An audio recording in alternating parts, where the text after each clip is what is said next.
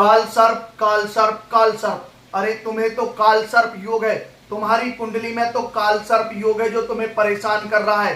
थक गए हो ऐसे शब्द सुन सुनकर, तो आज मैं आपको काल सर्प का वास्तविक सत्य बताने वाला हूं। हाँ, हमेशा काल सर्प दोष बुरा नहीं होता है।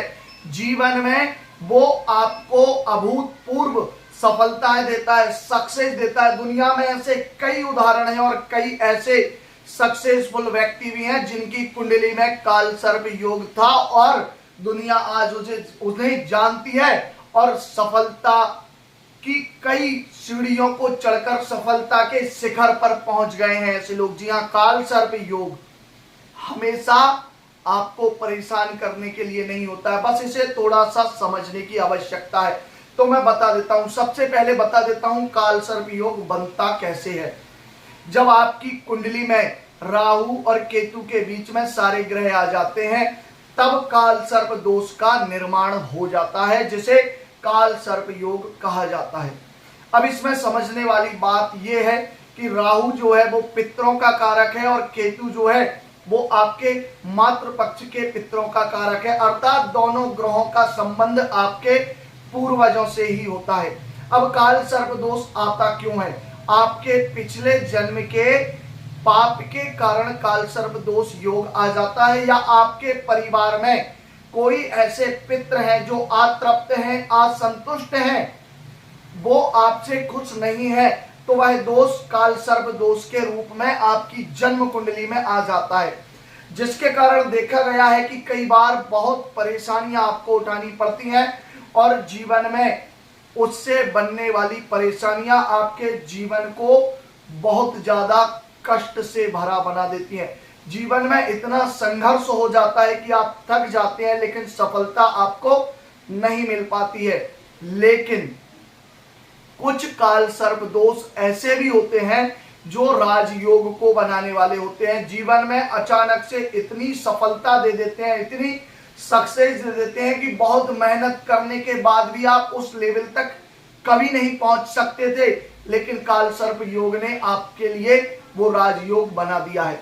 तो किस स्थिति में बनता है काल सर्प योग, मैं आपको बता देता हूं कि ये सफलता कब आपको देता है।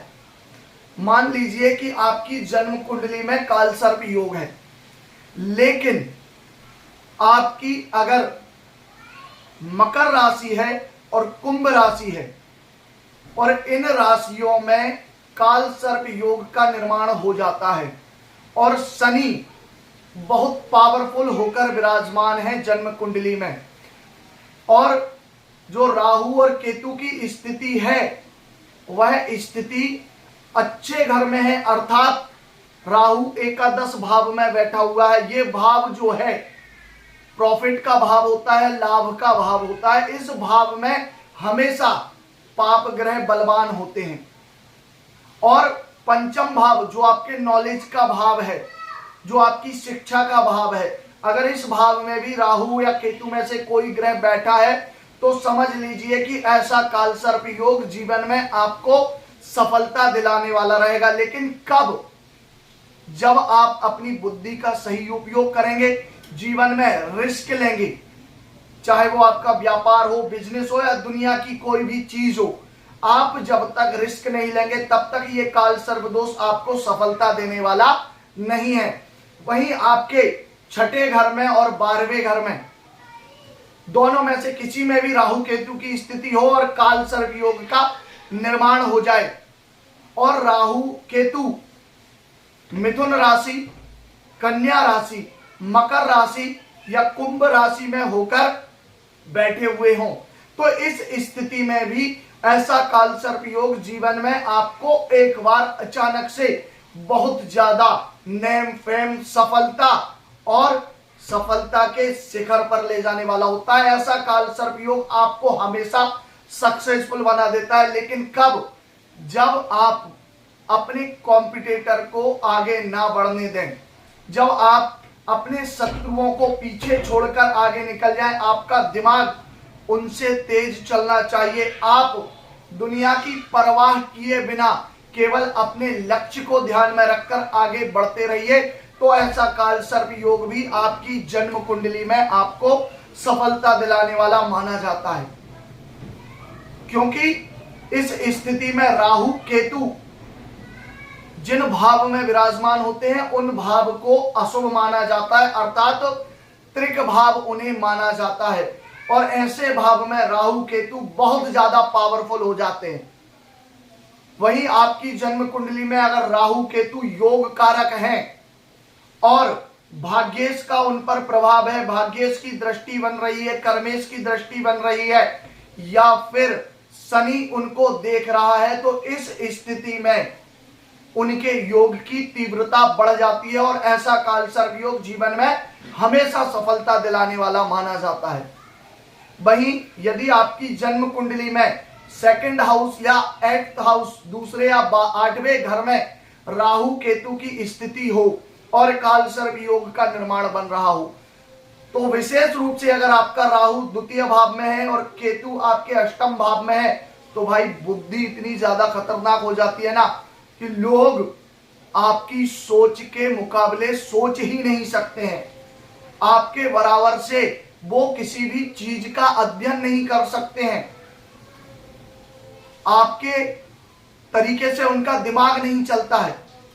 तो इसी बात का अगर आप फायदा उठाएंगे और बुद्धि का सही उपयोग करेंगे, जीवन में रिस्क लेंगे और आगे बढ़ने का निरंतर प्रयास करते रहेंगे, तो आपका काल सर्प दोष भी आपको जीवन में जरूर सफलता दिलाने वाला हो जाएगा। लेकिन इन सब के पीछे एक बात का विशेष ध्यान रखना है कि राहु और केतु पूर्वजों के कारक माने जाते हैं।